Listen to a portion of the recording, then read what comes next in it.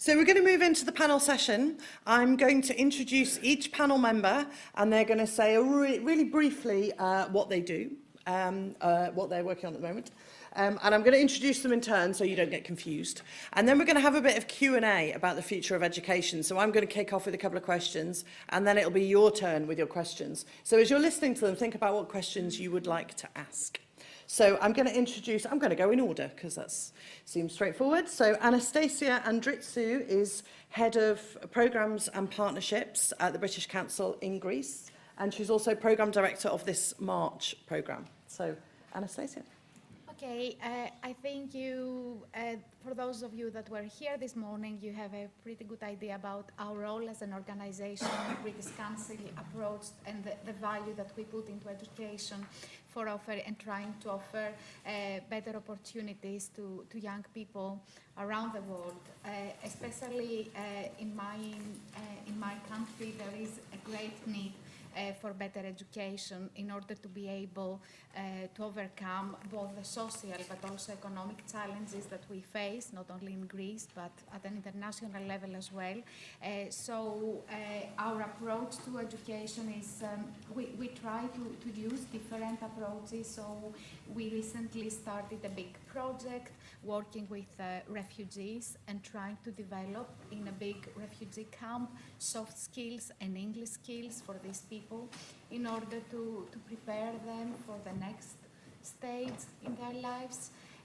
We work with a number of schools all over the country, again, for developing some skills that will help them to take a more dynamic and active stand towards social challenges that they have in their local communities. And of course, we use a lot science through this project, but also other initiatives that we do in order to empower kids' creativity and innovation. Thank you very much. Very good. All right, we're going to move on. Cliff Manning is Children and Young People's Digital Engagement Manager at the Children's Commissioner's Office in the UK. Cliff.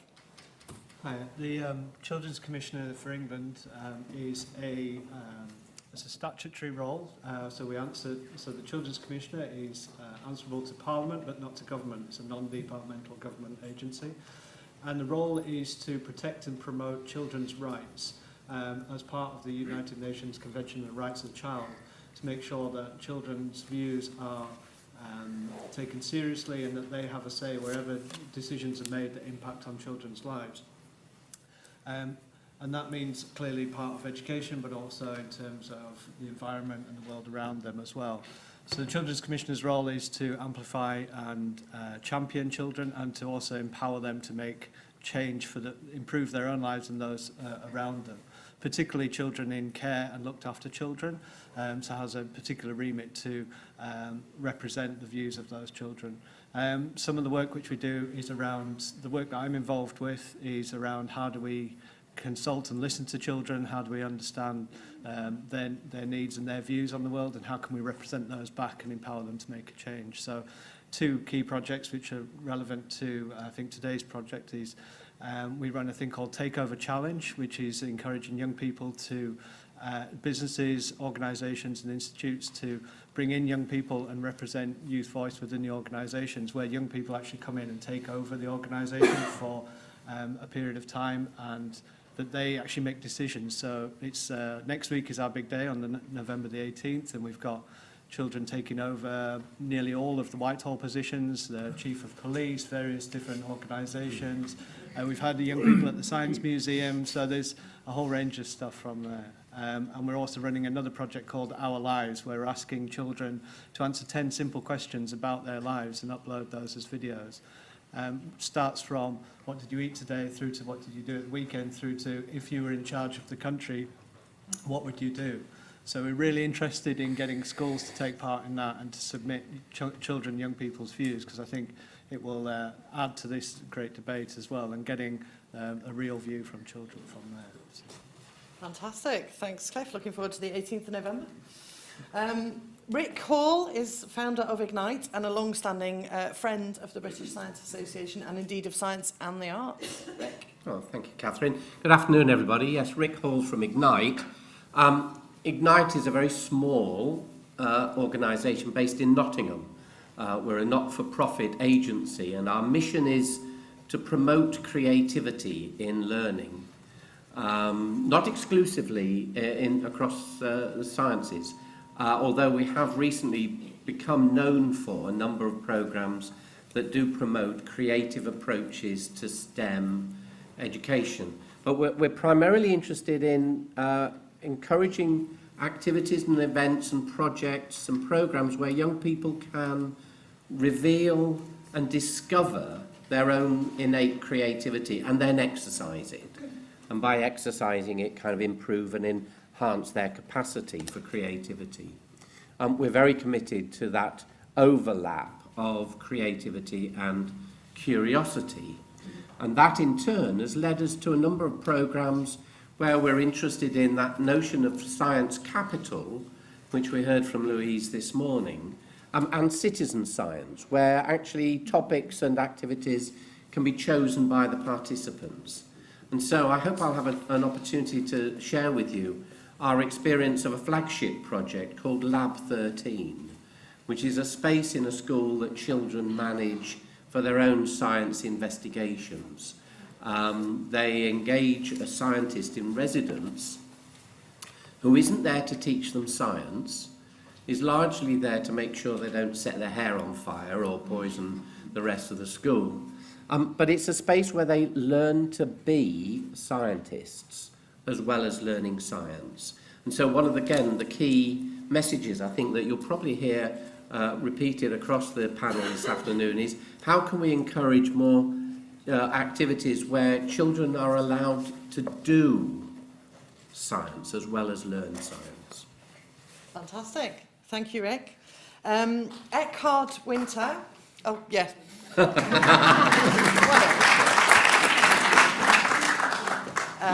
Thank you. Eckhard Winter is Executive Director at the Deutsche Telekom Foundation. Eckhard.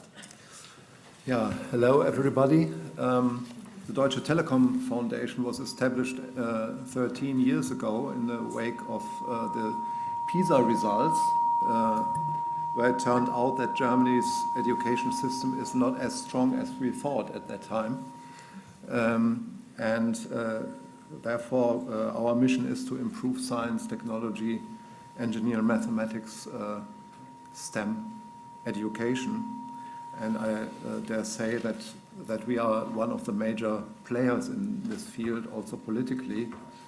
It has become more and more important in the country.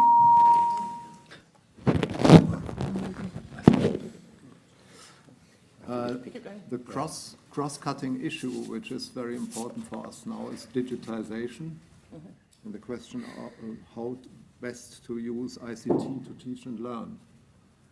And so we try in different fields to support young people, STEM people, so to speak, pupils with a migration background, doctoral students in STEM, pre-service STEM teachers, STEM education professionals. And we try to improve the collaboration between schools and universities and enterprises in a scheme called Junior Engineering Academy, for example. And we have many projects in teacher training and continuous professional development. And we try to influence politics in Germany, which is very difficult because we have not a national state called Germany, but we have 16 individual states from Bavaria to Schleswig-Holstein, and that's all with their own policies, or it's very difficult to act in this area. Thank you very much. A really important. And last but not least, Rachel Raychev, who is founder of the Space Challenges program. Rachel. Hello, everybody. I'm coming from a slightly different background. In my professional life, I'm working on building spacecraft technologies with a team of a bunch of smarter than myself people. And in our spare time, we managed to create a completely independent educational platform for science, technology, and space exploration that currently is the biggest one in Europe. We are completely privately financed, so I would like to share my experience how to create an educational programs where you're not reliant on state government, on local government, on donations, but you can actually turn space science and technology into something that might be self-sustainable as a model. So that's it. Fantastic. Thank you, Rachel. Should we have a round of applause? So, as you can tell from those admirably brief introductions, we've picked our panellists because we think they can see into the future. So, the first question I'm going to ask them is about what they think the future of education will be like. So, let's say in 5 years or in 30 years, you can pick. What will education look like? Anastasia. Okay, I think ideally education should prepare our children to be in a better position to face the challenges that the world will face when they get older and to find a job. But who could answer to the question what the challenges will be or the jobs will require in 30 years from now? Every time we try to make a good guess, something remarkable happens, and then all the scenarios for planning the future, we go back to square one. So in terms of the education, I think a lot of emphasis will be given to the learning objectives of the process and the required skills that will need to be developed in order for our children to be able to face any challenge. So a lot of emphasis, I mean, in terms of themes, we will always be learning about mathematics, history, literature. This was back in the past. This will not disappear. These are essential blocks. But the important thing is how you learn these things, and rather than learning how the equation works through this process, more emphasis will be on the critical thinking, on problem solving, on the creativity. Fantastic. All right, thank you. Eckhart, what do you think education will look like in 5 years, 30 years? I think it's increasingly difficult to predict because we are in a situation where, at least in the economy, things are no longer going linearly, in a linear fashion, but exponentially. So it's becoming more and more unpredictable. I mean, things like this are there for now a couple of years, not less than 10 years, and they changed a lot, entirely unpredictable, I would say. So digitalization is a driver.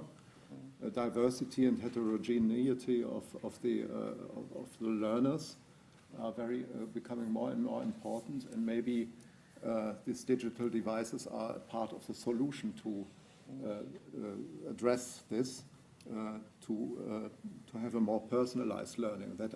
That is what I would expect. More problem-oriented learning, interdisciplinarity. This goes for sustainable development, education for sustainable development. So I think these are the drivers, and there will be a lot of change in this direction. Over 30 years, I think it's entirely unpredictable. It could be between the extremes. It could be surprisingly traditional, what we will find in 30 years, because they have maybe a rollback into a traditional way of teaching and learning. Or, as Ray Kurzweil predicted, singularity has happened. He predicted that for 2045, that intelligent machines and robots have taken over, and man is a species on the brink of extinction. Mm-hmm. So maybe in the middle of... Or maybe somewhere in the middle of that cheerful prediction. Thank you, Eckhart. Rachel, what do you think education will look like in 30 years? Do you think we'll be doing robots bidding, or is there a more positive future? I don't know. I hope that we are still existing as a civilization, of course. Of course. But in general, I think it will be, the education is already going towards really being practical. Yeah. And I think schools are facing this challenge all the time, but this is also an opportunity where they should leverage entirely new approach to education. The part of the education should go online, for it already is most of the time. The education itself should be much more attached to the language of communication of the young kids in schools, in high schools, in university, and should be adaptive, because we cannot anymore rely on this industrial idea that you study from 1 to 3 to 100, and this is not going to change, and if it changes not so dramatically, and we should be able to prepare for those changes, and actually I hope to see education as a driving force of innovation rather than to adopters of innovations from the other sectors. Great, thank you. And Cliff, what do you think young people that you're working with would like education to be like in 30 years? I think just picking up on everybody else, I think trying to predict the future is difficult. You know, you look at the sci-fi, I think it was in the recent Werner Herzog documentary about the internet, when you look at the sci-fi from 30 years ago, it had driverless cars, but the one thing that was missing was the internet, and yet that's had such a huge, profound impact on everything. So looking forward from there, I think one of the things technology-wise is, you know, the artificial intelligence and robots and things like that. And I think if I was a betting man for 30 years' time, I'd be a school for robots that's led by dancers and sculptors and artists. I think, you know, the fine motor skills of a sculptor, the movement of dancers, the empathy and the philosophy of humans, I think the arts is ready for a resurgence in science through that. That's what I would like to see. I don't know whether that will happen. I think from the young people that we see, actually, I don't know if things will change so dramatically in terms of the young people that we speak to. It's about, you know, friends, family, local neighbourhood, and exploring those. It's about relationships with others. It's about peer-to-peer learning. All of this can be mediated through technology, and it's been rapidly increasing. But I think that playfulness of children learning through play, I would like to see that taking a huge role in the future. And I think, again, through artificial intelligence, that helps through that as well. It's a way to develop that. So I think the importance of play and bringing that in, I think young people respond to that. My concern would be that we dampen down children's natural curiosity with the world already, and the way certain things are going, maybe that's something which we may educate out of children. And my fear in 30 years' time is that rather than being curious about how things work through science, is that it becomes mysterious and magical, and we revert back, and we lose some of the scientific wonder of the world.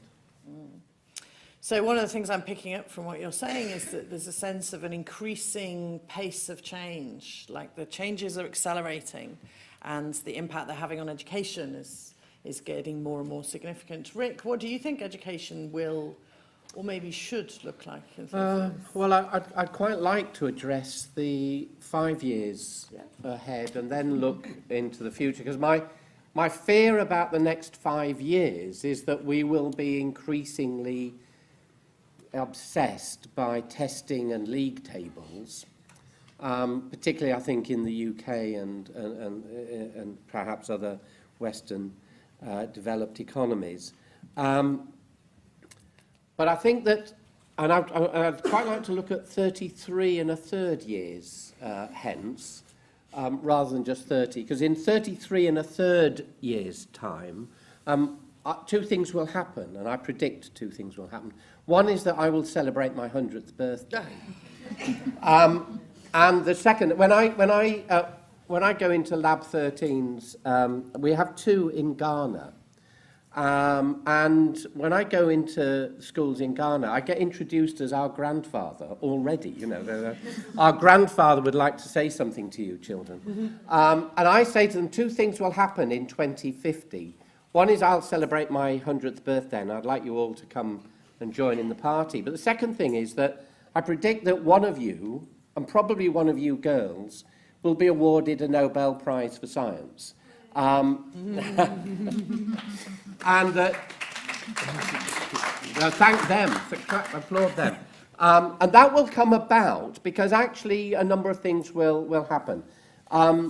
The young people who are now subject to all our testing and our obsession with league tables actually will be in control. And I think they will reject a lot of those policies and strategies. I think that creativity will come alive, because I think that people will recognise that the future is unpredictable, and therefore we need the kind of talents and skills that creativity can encourage. And the internet will mean that there will be lots of further dialogues across the world. And those conversations will lead to the emergence of great talent in developing countries like Ghana. Fantastic, thank you very much. And it is a really difficult job to ask people to project into the future, which is why we thought we'd get you guys to do it. So thank you for taking on the challenge. I'm going to ask you each, I think, to think of an example from another country that you really admire. So something about the education system or the approach or the philosophy or the partnerships in a different country that you want to bring to our attention because you think it's fantastic, just in some small way. And while you're thinking about that, I just want to reassure you that the obvious omission on the panel is, of course, young people themselves. And we will be hearing directly from young people in a later session, so I don't want you to think that their voice is not part of the conversation.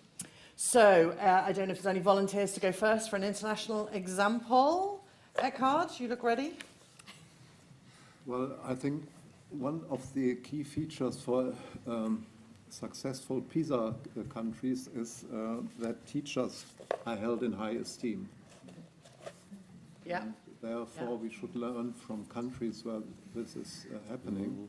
For example, the Asian countries where there's a lot of effort to have continuous professional development. Much time is devoted not only to teach in the classroom, but to have lesson studies and work together as teachers, to have a continuous development over the biography in the profession.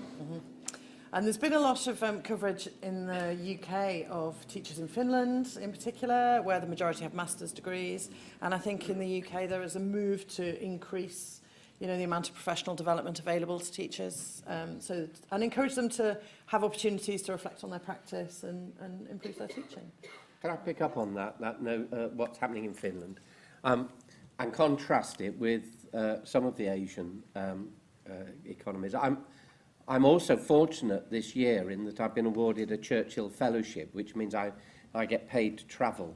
And I've just been in South Korea, investigating, researching how their approach to STEM education.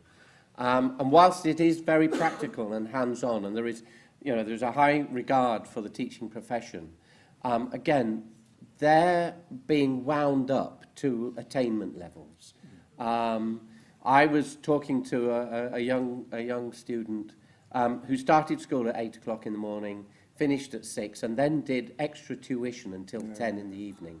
And that just worried me enormously, that there was this expectation. I'm shortly to go to India, and I'm very impressed with the range of approaches in India. I particularly am going to visit the Riverside School in Ahmedabad, which is run by Kiran Bir Sethi, who you may have seen on a TED Talk. And again, where creativity is combined with an approach to STEM. But finally, I also visit Finland quite a lot. And there's a small village that I go to called Koli, where the school has 22 pupils. And I go and do some science workshops with them. And the regard that they have for their learning, they don't start school until they're 7. They don't do homework. They don't have homework. They're now abolishing subject divisions.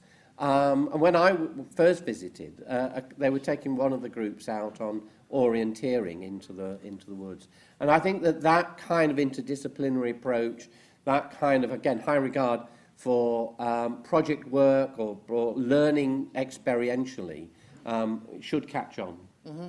Fantastic, thank you very much. Anastasia, would you give us an example internationally? I mean, I have full admiration for all these schools, and there are many, many that focus. There is a school, I don't know, it's called Global School. Oh, okay, very expensive and private school, but I'm sure we can look at the methodology and not so much the Yeah. model, where they give the opportunity to their students to do their archaeology lesson in Greece and their environmental and biology lesson in Costa Rica. And I think technology could play a key role in that, how we bring these experiences in the classroom, whether your classroom is in the UK or in Germany or in Ghana, how we use technology and all these techniques to bring, to have your lesson like being next to Parthenon or in the tropical forest in Brazil.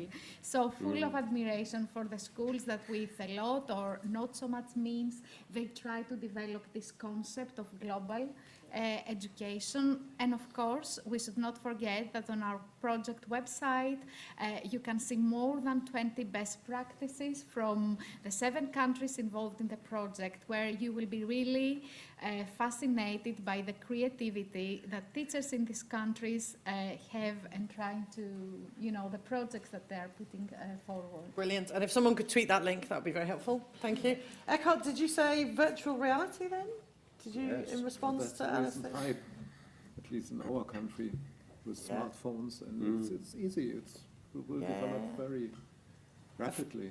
And I feel like we're close to the tipping points. I go to sort of science events for young people, for public audiences, and there's loads of VR around, and people kind of going, whoa. And, the potential of that for, putting people into different kinds of worlds is huge, isn't it? Cliff, do you want to give an example? Yeah, just picking up on the virtual reality thing, one question around that which we always need to bear in mind is who's building those worlds and what bias goes into those as well. And in the real world, you bump into things you may not agree with and may not be comfortable with. In a virtual world, it can be very carefully curated. And where's the young people's voice in building those virtual worlds? Is it, white middle-aged men in California building these virtual worlds, or is it the youth in Ghana who are building those as well? But I think an example that I've been a little bit familiar with is actually from the United States, and that's the connected learning approach and the connected learning cities that was happening in Detroit and other places, and Chicago City of Learning. And funded by MacArthur and Mozilla Foundation and LRNG. And that's really an interesting way in terms of bringing together a lot of what people have talked about here in terms of allowing students to follow their own learning pathway, seeing the city not as silos of information, but as a playground in which to explore your own learning passion and connecting libraries to schools, to museums, to home, where you learn wherever you are all the time using connected devices, not just to connect you to information, but to connect you to others, to connect you to peers, and to share that around. And facilitating that through digital badges as a way to credentialize learning, to evidence it, to incentivize, but also to recognize that learning. And that's starting to build some traction, some really interesting work that's happening around the world. There's lots of different people creating their own learning portfolios, their own learning systems, but also colleges are beginning to recognise that, employers are starting to recognise that. So I think that whole seeing the city as a connected learning pathway and developing that and the work that's happening there is really interesting. Fantastic. And that does take us on to the question of employers and business and what their role might be. Rachel, I was going to ask for your example, which might or might not be about business. Didn't mean to lead you. Just to make a remark from the last topic very quickly.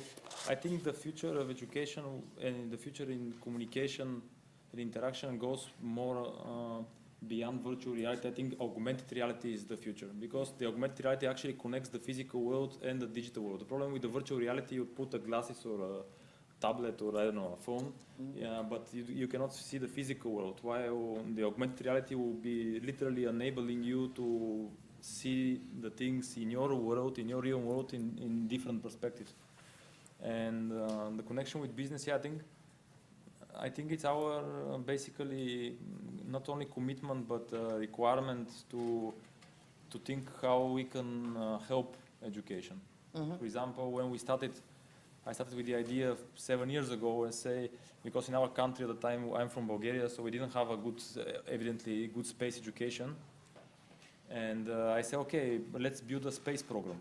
And you can imagine how the companies and how the businesses reacted when I entered to someone's office and I say, I have a great idea, you should invest quite a lot of money, and we build a space program together. Usually they smile if they're polite, if not they ask the security guards. So basically, so I figured out, okay, let's do our part, let's be committed, let's start investigating what is there already happening. It was already evident that the online education is there. I was fortunate enough to work with a few of the leading experts around the planet because I was in different space centers as part of my career development. I called the guys and I said, listen, we are doing some crazy experiment locally, would you come and help? And they came, we start filming those people, we start engaging them with young people. I think science and education should be absolutely practically oriented. Really, it's even if it's mathematics and physics, if you go in an electronical board or a normal board in the school and say, you have to know linear equations because they're important, you're going to lose like 99.9% of the people.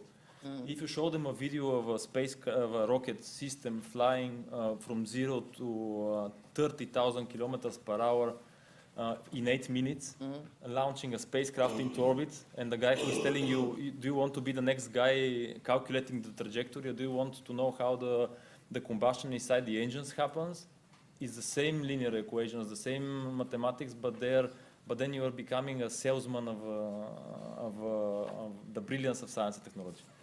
And then you make people enthusiastic about let's build a rocket, or let's try to figure out how a spacecraft functions. So we invited a lot of experts, started filming them, and currently what happens suddenly, I don't know, it was kind of strange because right now we have the biggest platform in Europe for space education. It's in English. You guys can share it with your students. It's completely free of charge. We don't spam people, don't worry. We don't sell anything on the website. It's called Spaceport, spaceport.academy or spaceport.bg or spaceport.academy. And basically, first we gamified a lot. Secondly, we said it's such a vast educational content. Let's not give the students and the participants inside the pleasure of telling them what to do inside. So we give you all the context, all the different thematics from space, biology, science, astrophysics, to what is life in space, to nanotechnology and robotics and AI. But you pick your topics, and contextually the algorithms inside the platform, because we figure out let's build a platform as well by ourselves, gives you recommendations. If you choose one topic, it shows you actually with how many other topics this topic is connected, concretely connected with the casing. And then suddenly companies came to us. Currently we even partner with Google as part of their ad grants program. So we are fortunate enough that we are trying to develop the program much further, and we are looking for cooperation. This is the first time that we go outside to say, okay, we are open for cooperation. So if you think that what we have as infrastructure might help you, it's doable.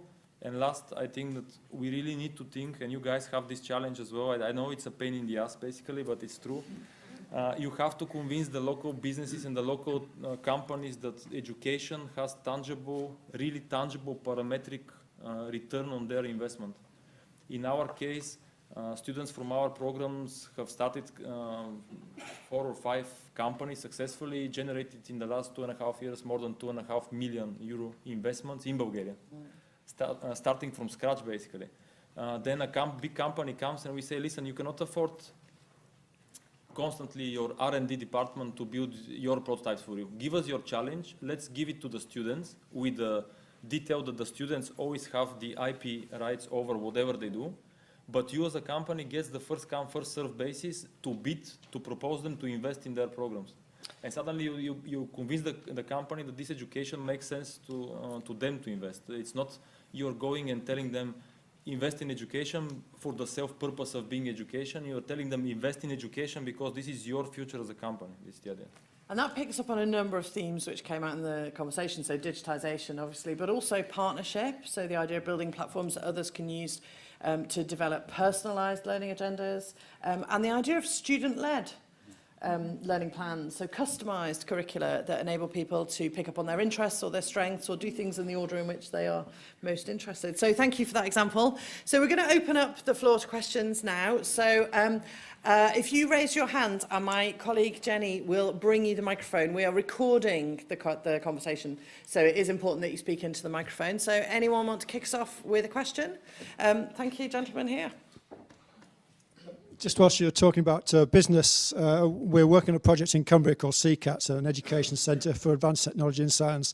We have some of the UK and the world's biggest companies there. We have GlaxoSmithKline, we have Siemens, we have BAE Systems, we have Sellafield. They're all putting money into education programmes, all trying to get the next round of apprentices to come and work for them because there's 12,000 of them short. But there seems to be very little concentration on working at the lower end in those 5- and 6-year-olds where the big decisions are going to be made about what they're going to do in the future. Is that a European-wide thing? Is that a Cumbria problem, or is it a national problem? Thanks, sir. That's a good question. Is it difficult to persuade businesses about the value of working with younger children? What would you say? Is that a European thing? Anastasia, do you have much experience of that? I mean, for businesses to work directly with Yeah, or to fund others' work, I guess. Yeah. Yes, I think it's a wider issue. I mean, okay, there are, apart from various restrictions and challenges with working and several issues around child protection and very complicated policies, yes, I mean, there aren't enough schemes for younger ages because, I mean, for the business it's very difficult to approach the school or the community in order to get access to these very young ones. So unless you do this through the ministry or a policy maker, it's very difficult to get access. There's no way for a business in most European countries to get access to the very young ones. Eckhard, what about in Germany? I think it's very important in Germany, and there is a strong collaboration locally between small and medium-sized enterprises, and that's a strength of the German economic system. But it's hard to track what's going on there because it is so local. There are so many STEM initiatives, thousands of them, and that's connected to the dual system of apprenticeship and school and learning in the enterprise, in the company, which is much admired. I think there is a close link there, and therefore I think it's very important linking education to employment on this very direct level locally. Okay. Cliff, do you want to say something? I was just 2 points to pick up about the young students from the work we've been doing with Our Lives. One of the common things that comes back from young people is primary school children talking about their fear of exams and failing at the next level as well. So I think their career paths are starting to be shaped at that very early ages, their choices. They're thinking about their choices, at a really early age about what they want to do. So I think it is really important to connect with those young children. I'm not sure what the answers are, but we see a lot of young people already considering those at that ages. I think part of the Aspire's early research identified that children as young as 10, and that's where their research started, so attitudes of working even probably younger than that, do not see themselves as scientists now or in the future. And I think that we've got ourselves, again, slightly obsessed by the pipeline of supply argument. We're 40,000 a year short of technicians, or we need more apprentices in the STEM subjects.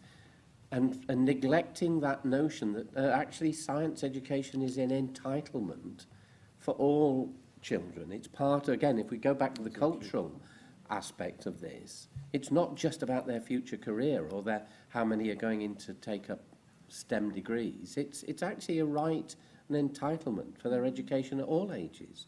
And I think the part of the problem is that we've put lots and lots of initiatives together that try to get, sixth formers to go and visit university courses or open days for apprentices and all the rest of it. But people have made up their minds by then. And actually we need, I think, to put more emphasis into those younger 5, 6, 7, 8, 9-year-olds. The UN Convention on the Rights of the Child says that children should be considered as children themselves, not as mini adults, I think, as their adults may. Very valuable point. Right, let's move on to the next question. So there's one here. This gentleman, were you waving at me? I was, but it's really just a quick response to that one. Go on. I just wanted to cite one school, a junior school in Gosport, which is doing it. And it did it because it wanted to do it, and any junior school could do it. So all you have to do is Google lowercase g followed by STEM. One page will show you how one school has put it into action for now 15 months. Brilliant. And the kids are thinking like engineers. Thank you very much. Good to share examples. So there's a lady towards the back there. Sorry, Jenny, to make you run around the back. And also, I've got Twitter here. Well, I haven't got Twitter here. I've got a window into Twitter in front of me. So if you don't catch my eye, do tweet your question. Yes. I'd just like to follow on from Rick's comment about the idea that young people will start quite early. Do you think then, let's say 16 to 19 years old, is that too late? I mean, I know it's a lot harder, but should we therefore be focusing our efforts on younger, but therefore could be neglecting older? So I work for a charity that looks at unemployed youth, mainly 16 to 25 programs. So you also have young people who didn't get on with education, STEM education in school, and therefore we're trying to re-engage them. So should efforts be put at this age group as well?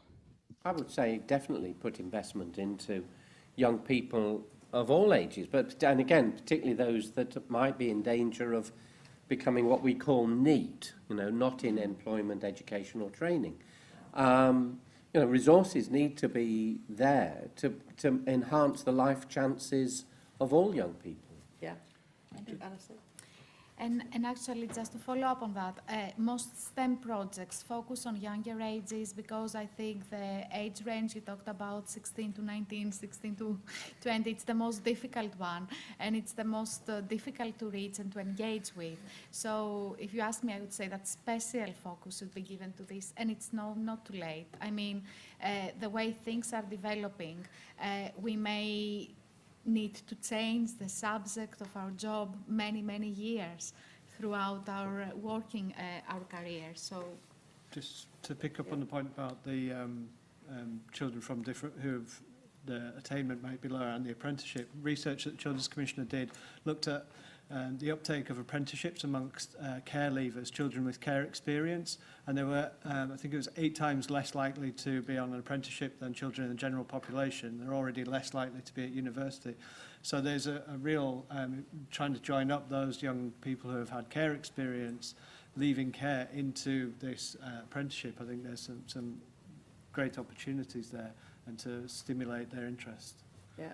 Yeah, I think actually we focused exactly on this group age 16 to 18, and actually with space challenges with the platform, what we aim is to convert a maximum amount of people before they go to university to show them that being a scientist or technologist actually is the way forward.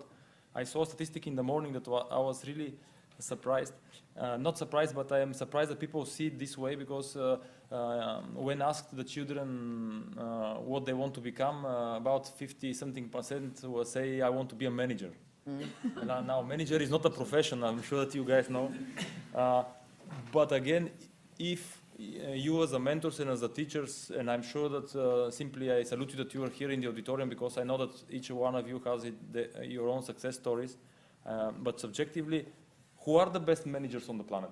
They are not someone who studied MBA in Harvard. It's the engineer constructing the companies, the technologists designing the systems. Those are the best CEOs, CTOs on the planet. And I think your responsibility as mentors is to tell them, you want to be a manager, go study rocket science. You want to be a manager, go figure out the DNA sequencing. You want to be a CEO and drive fancy car, please don't become footballer. It's like, it's true, and it's a huge opportunity to actually, it's the way, again, you sell them because you are a salesman of knowledge, in a good sense, not in a bad sense. Great. You sell people knowledge, right? So it's the way that you forward this notion in the kids. When you tell them, no, you have to study science because it's important, because we need you to be in the cubicle for the next 20 years working for some big company, or you're going to tell them, a small team like you and your friends founded Facebook or Google. And this is enthusiasm. So let's move on to the next questions. Thank you, Rachel. That was the brilliance of knowledge. I love that phrase. Yes, gentleman in the green jumper, there's a microphone behind you. Hey. So this is talking from the perspective of someone, so I'm an active scientist who has done some science communication. Every single time I during my PhD, went to a school and, okay, they're learning about the brain, so I'll show you what you can actually do to manipulate the brain, and show them videos of like optogenetically turning on and off neural circuits, and that for 5 or 10 minutes makes a whole world of difference, and kids are like completely flabbergasted. What I wanted to add to the discussion is use your scientists, please. Like, I'm not just talking about like people who are actively doing science because they are paid to do science and that there's only so much time they can put into to do public engagement, but use people who have done degrees and PhDs in science and who are very, very good public engagement people and science communicators to actually do public engagement, because in many university departments and in many science communication stuff, what I see is people who are specialists in organizing events and they have zero experience of science. And that frustrates me a lot, because when I talk to them, they have no freaking idea what science is, what the newest discoveries are, what the new techniques are. And you have this huge pool of people who have studied science and who are very good in engagement, and they're not used at all. So use your scientists more. Thank you for that point. I entirely echo. The power of tales from the front line, as it were, is huge, actually, for showing young people what they could be doing and what is going on in science research or in any STEM research. So there's probably time for one more question, if there's one brewing. I feel like there's one brewing on the back row there. Jenny, if you could run around. And actually, maybe we could just take two really quickly then, because I don't want to leave your question out. And then I'll finish up. Yeah. Hi. I just wondered, possibly this is a question for Rick, but there's someone called Sugata Mitra who has this soul model. So this is a kind of a specific question. I just wondered actually what someone on the panel thought about that, because I've been to a talk of his, and it seems to take off mostly in emerging markets, economies, and I don't know and I don't know if there's if I have a bunch of ideas and thoughts about it. Great. And I guess the last comment on it would be, maybe that wasn't a question for here, because without explaining it, it allows children to learn without really being taught, but by just having a teacher as a sort of assisting learning over the internet. Great. By throwing in a question. And the last time I heard him talk, someone in the audience said the learning capacity will go away, because with AI advancing so much, if you type in some basic questions into Google, it will actually answer the very, very deep concept, which will not allow the kids to explore with multiple questions and learn. So great. And if we could have the microphone to this gentleman here. And I don't know if it's possible to sum up Sugata Mitra's self-directed, immersive learning model in 10 seconds. But if anyone wants to say something they find particularly exciting about it. Well, it's an interesting model. There are other models are available. I love that. A word from our sponsor. Yes, sir. Okay, there have been quite a lot of things, especially at my school, where they've warned us that a significant percentage, about 50% of jobs for when we go into employment, do not exist yet. So how will the education system accommodate for such flexibility and adaptability? Because at the moment it's very formulaic and just learning mark schemes, as far as I know. I'm taking sciences. I think that's an astute observation about the mark schemes. And yeah, you're right, we're kind of waiting for you to invent the jobs that you then give yourselves. So anyone want to give a final words of wisdom on how the education system can keep pace with that change? I spend a lot of my time on Twitter and Facebook as a job, and the internet didn't exist when I was at school, so I'm in exactly that position. But I think it was through great teachers who inspired me with a curiosity about the world around me. And I did study science at school. I did biology, chemistry, and physics at A level, but I also did English literature. And I sort of those two paths keep interweaving. And I think it was the teachers who, you know, I went to an after-school science club, but I also read, you know, novels at home and did that. And I think it's, if you can find the support and the people to engender that curiosity in the world, and I think young people have that already in them, and we just need to make sure we don't crush it out of them. Eckhard, briefly.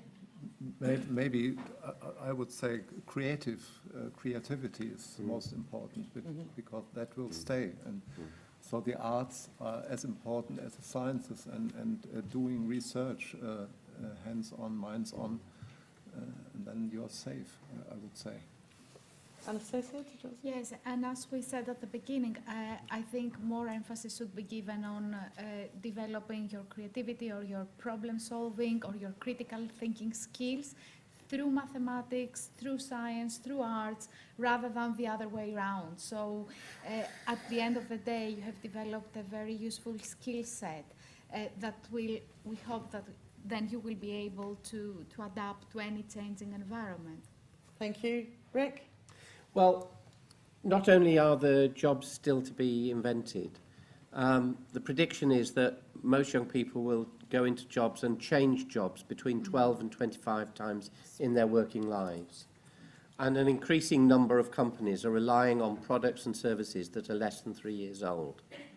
So my last thought is actually from Tove Jansson and Moomin Papa, if I may. Of course. I urge all of you young Moomins to consider what you can learn from my own experiences, bravery, intellect, virtues, and stupidity, even if you will one day have to experience these things for yourselves in that amazing and formidable way of young and talented Moomins. Brilliant. And I think that's a fantastic conclusion to our panel session. We need to wrap it up there. Please join me in thanking the panel.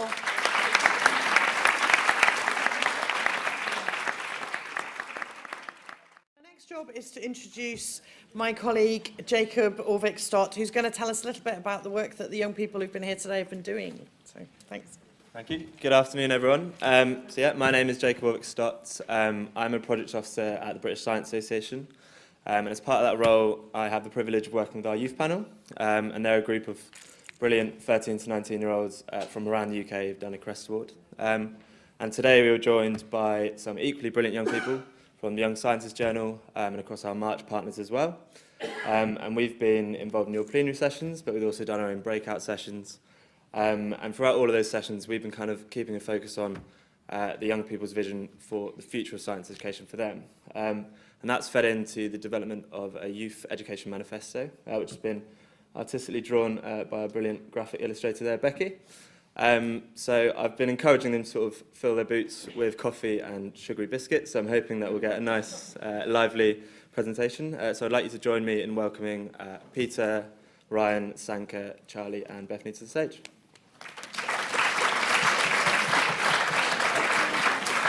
Please, first.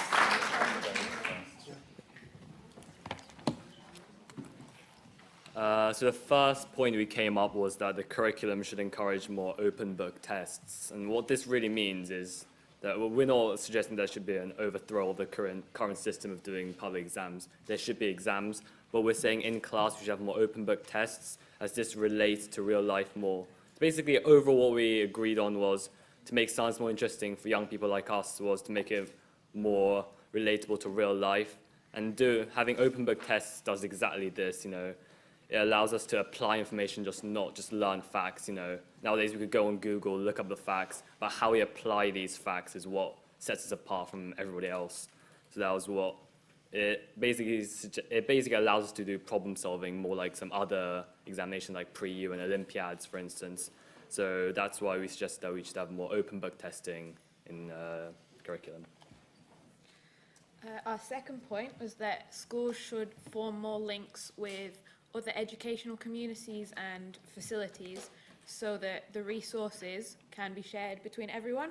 So as some students may not get the same opportunities or the same science education as others will due to whether it's a lack of money with the school or whatever it could be. So by forging links and by improving the relationships between different communities and scientists and everything, you give scientists and the young people an ability to kind of make themselves better people and just explore their interests more extensively. We also talked about that schools should integrate more project work into teaching with the involving more creativity and involving more real-world applications. So this gives the students a chance to showcase what they've learned, and it will give them more confidence in presenting, and they can include real applications, show examples, and show that they've understood their subject. Further to the previous suggestion about schools sharing resources, we also propose that schools share in collaborating on research and basically learning from each other's practices, because if we have international cooperation with schools, this conference would be pretty much moot, because the schools would be communicating with each other and they would know what each other's best practices are. So what we decided was that we could have programs to basically forge international links and communication between schools, both between teachers who can learn off each other in terms of teaching style and students who can aid each other's research and basically help each other out, because I mean, schools in this country have different curricula, and it's going to be even greater a difference when it comes to international schools. So things like the Young Scientist Journal could perhaps aid things like this. So lastly, and abbreviating on the point made first, is that a curriculum should be more, well, what we thought is the curriculum should be more tailored to real life and how it genuinely works. For example, in a schooling system nowadays, what we found with especially our European students that worked with us, as well as ourselves, is that it's very sort of monotonic. You go to nursery, you go to primary school, you go to school, you go to university, you get a job. That's very direct and very linear. What we want to have is a curriculum that tenders to stuff like apprenticeships, tenders to a whole variety of where kids want to go. Because, so for example, in a subject like physics, they couldn't just talk about university physics. They could talk about physics in real life applications and physics where someone would actually use physics. For example, I don't know how a light bulb would work, and how other how that Large Hadron Collider would work. Because a lot of people, a lot of young kids, they aspire to be in these big positions. They don't necessarily vocalize it, but they aspire to grow up to big physicists. And sometimes, in a lot of the case with a lot of curriculum, you don't necessarily have that leeway. You don't necessarily have that path, and a kid can't necessarily see that path in that curriculum to where they want to go. Broadening it will allow them to see their routes to their success, and that's what we want from everyone, isn't it? Yeah.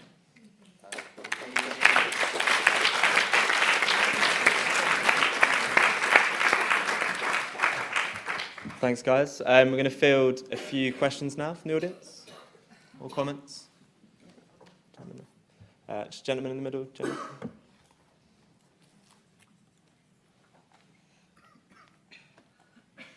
Thanks. Well, instead of tweeting it, I'll mention it.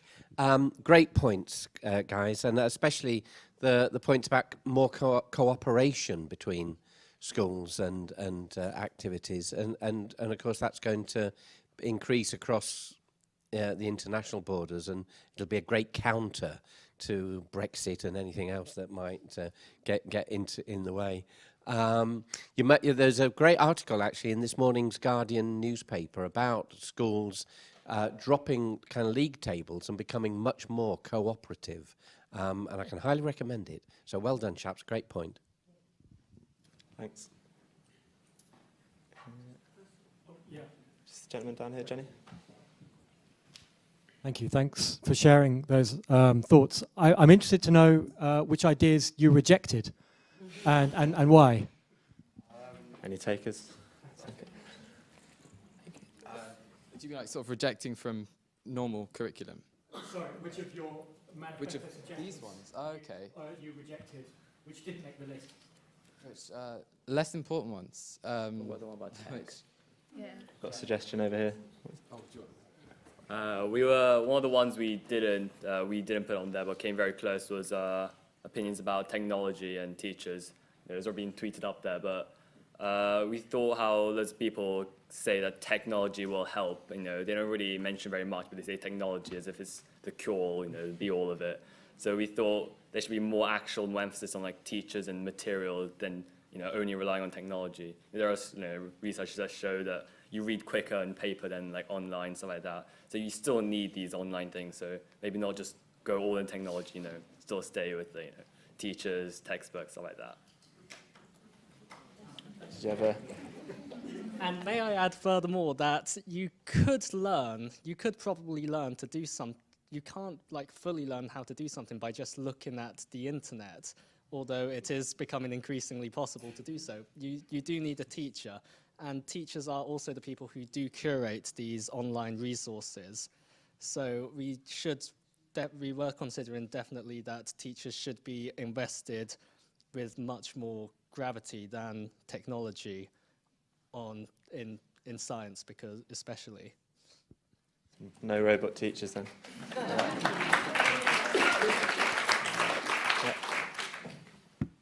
great. Hi. Nice points. I was interested that you said the thing about apprenticeships, because I think it's become increasingly trendy to say we need to go towards this style of education that is apprenticeships. But would any of your teachers support you going into apprenticeship, or would your parents say that's okay? Presumably everyone's quite academic. They're on a STEM youth panel. Is it okay at school now to do an apprenticeship, or is it just trendy to say we should have them? Well, I'm not actually very academic, but I'm smart, I guess.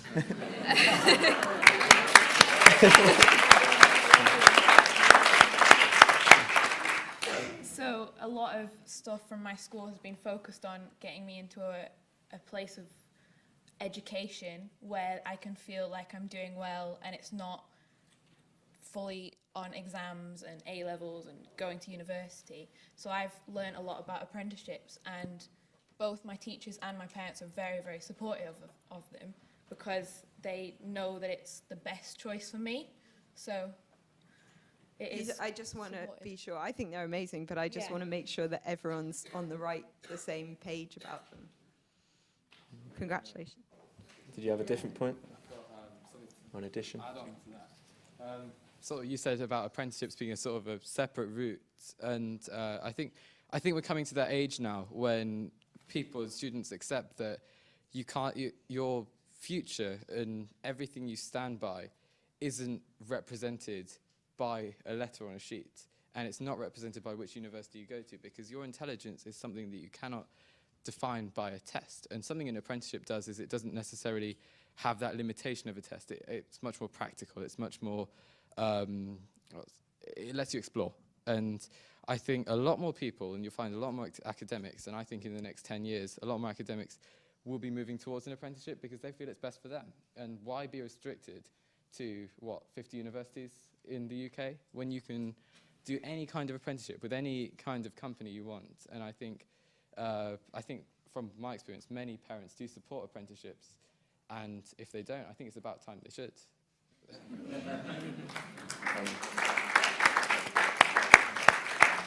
I was just going to add to the point. I mean, I go to Westminster School, which is probably like a classical top of the league thing, and you probably expect all of us to go to university. But growingly, we are taking more gap years. There are more apprenticeships, and there is a more focus to do work experience in industry during the summer, for instance. So there is actually a bit of a change happening, not drastically, but it is kind of happening. So yeah. Thanks very much. We've got time for going back years and years ago, we used to have these things called sandwich degrees. And it didn't mean they just provided sandwiches like a single degree. It meant that you went to a university, and the university found you workplace. Now I've just discovered, and I'm involved in one, there are apprentice degrees.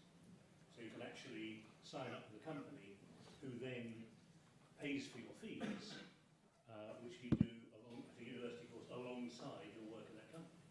And that seems to me just like the best of all worlds. Yeah. Does that appeal to any of you? Have you got experience with it? MPL does it. It's the National Physical Laboratory. Okay. The National Physical Laboratory does offer such an apprenticeship, and my school, which is slightly less good than Westminster, because it's not private, means that actively encourages us, and they do have sessions. So they have sessions on how to get into university interviews, but equally they have sessions on how to get apprenticeship interviews, because they are pretty sought after, and these we do aim to go into like pretty high profile places like NPL. Great, thanks. Any further questions? Lady in the middle, Jenny.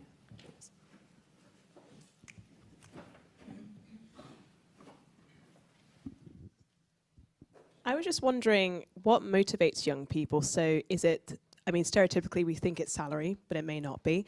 Or is it life experience? The other thing is with apprenticeships, you won't necessarily get the uni experience. And how much does that matter to you? So a small question. What motivates you? That's a very subjective thing with a lot of people. I mean, for some people it might be the salary, like you said, but for the most part, I think it's interest. Rick in the middle, I was fortunate enough to work with him once, and I worked with this boy who seemed very uninterested in anything to do with science. But when I asked him what he found interesting and what he did over his weekends, and he said playing on the Xbox. And I was kind of dead. I didn't know where to go from that. But then he asked me, how does it work? How do I connect to my friends while I play on the Xbox? How does it all run smoothly? And when you have that spark of interest, and when you get someone interested in anything, whether it's technology, maths, physics, languages, any subject, they want to pursue it. And it might not be the best paid job in the world. It might not be the most influential job in the world. But if they enjoy it, and if they enjoy it very much so, like that boy did, like that boy was interested in how computers worked and how wavelengths and frequencies, all that worked, then they'll thrive in that job. And I think that's what motivates people mainly. I guess people don't like to admit it because it's not cool to enjoy something technical these days. But deep down, people do. And when you just have to get that spark of interest, spark of knowledge, spark understanding that there is someone who can answer your question, and there is a way that you can elaborate that thought, then you're interested. Then you've got, you open up, well, I can become a software designer, I can be a game designer. That's how you see where you want to go. That's how you find your career path, in my opinion. Does anyone just want money or anything like that? No? I got involved because I didn't really realise what science really offers. Like, I don't think many young people really realise how much science is involved in your life on a daily basis. And I think that's what sort of intrigues as well, because you don't really know what you're going to find out, and you don't know how much you can affect people's lives with little bits of science that you find out.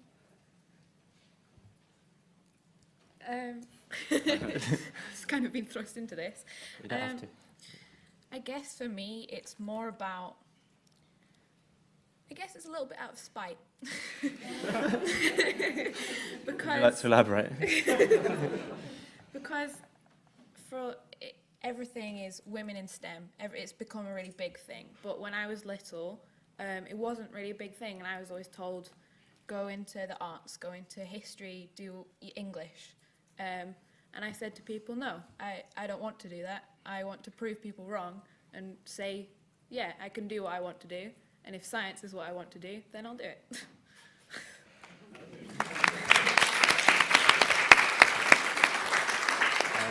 So I think we've got time for one more sort of closing remark or question, if anyone has one.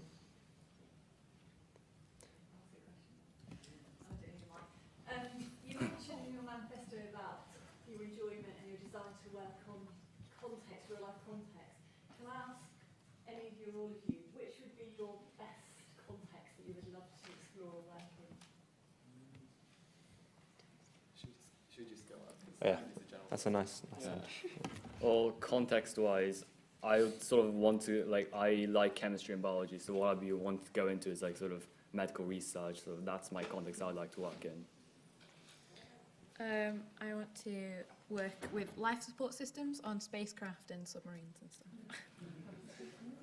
I want to do the engineering side of it and more of the design. And my motivation for this is pretty much to be as hipster as possible. So, so I like. It's totally random and unexpected. Like yesterday, I built a neural network that made stories, and I fed it news articles and movie scripts. So it ended up with like Donald Trump dumped me or something. So I've got no idea, but science does make its way into that, like intense maths. That's not the worst turn of events, Donald Trump dumping you. For me, I think what I found I really liked was that sort of medical crime detection, sort of solving a murder. That's very cool, isn't it? Cool. Well, yeah, thanks to our speakers, and also thanks very much to all the young people that are involved in the creation of the manifesto as well.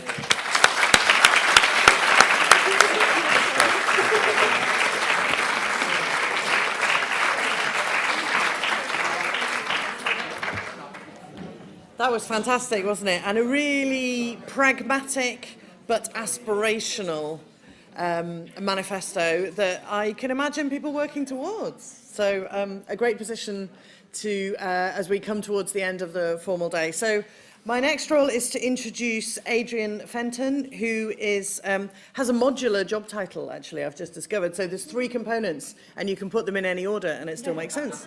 So the 3 components are science advisor, public engagement, and STEM education. So you can rearrange those 3 phrases for the British Council. Adrian.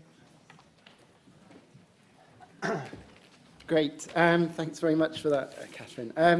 So it's my job just really to bring things together after an amazing day of ideas, and there's so much buzzing around and conversations still to be had. It's not over yet because there's still chances later.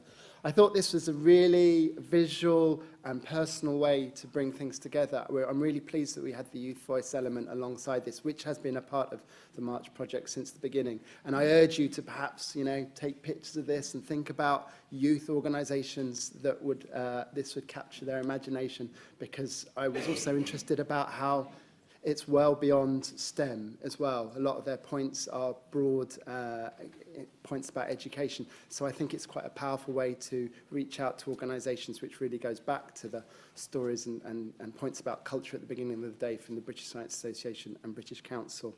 And I hope also, going back to Louise's Archer's analogy at the beginning of the day, that we've provided a bit more wick or a bit more oxygen, or whichever elements you think will factor that influence the candle to improve engagement and participation, as your burning flames will go home much better than they were at the beginning.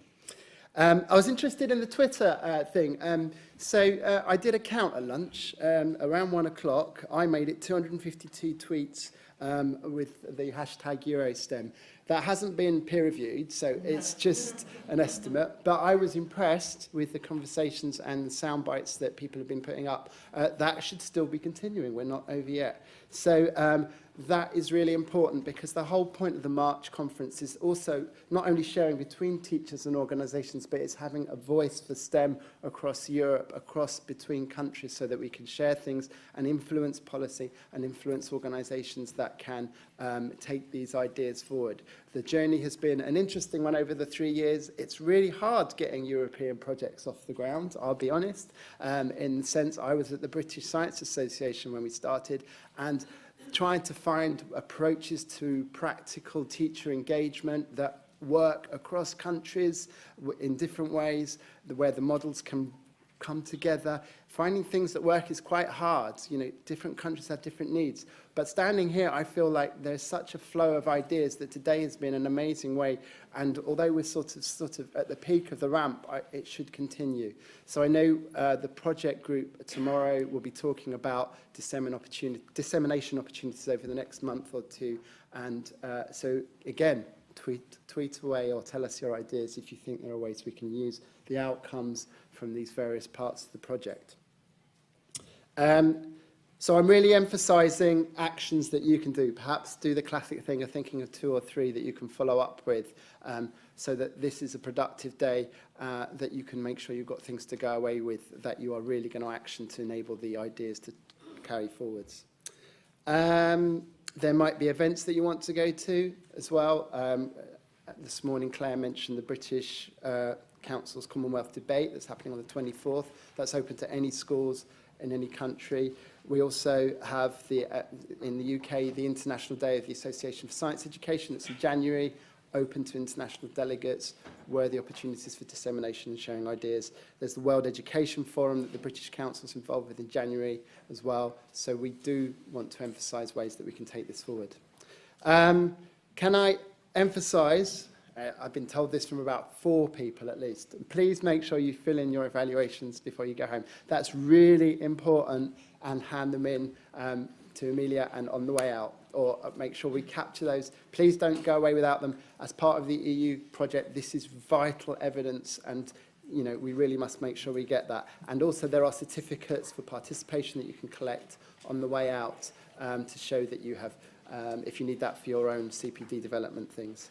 I'd like to say a big thank you to all the partner organisations for the EU for enabling this project to be going forwards, but also in particular, all right, so I used to be at the BSA, but I would emphasise they have made today happen.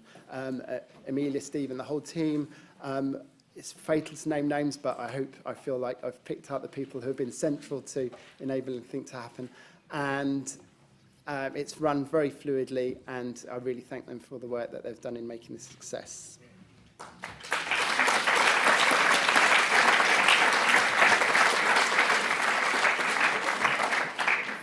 Finally, it's not over. We've got the Edu Showcase that's happening on the Tattershall Castle, which is down on an embankment. It's a beautiful spot in the sense that you get a nice panoramic view of London.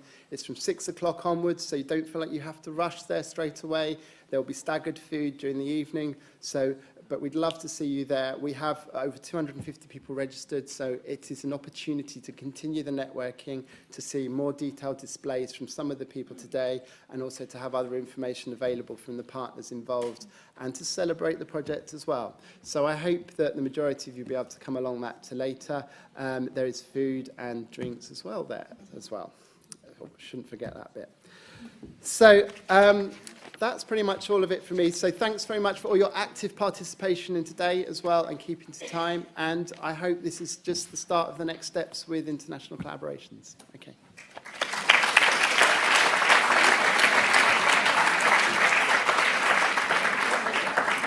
So I've been told that you only get the certificate if you give in an evaluation form, all right? So you've had your arms twisted. That concludes today's session. Thank you to each of you for all your active participation. I hope you enjoy the evening, and I hope you've had a great day. Thank you very much.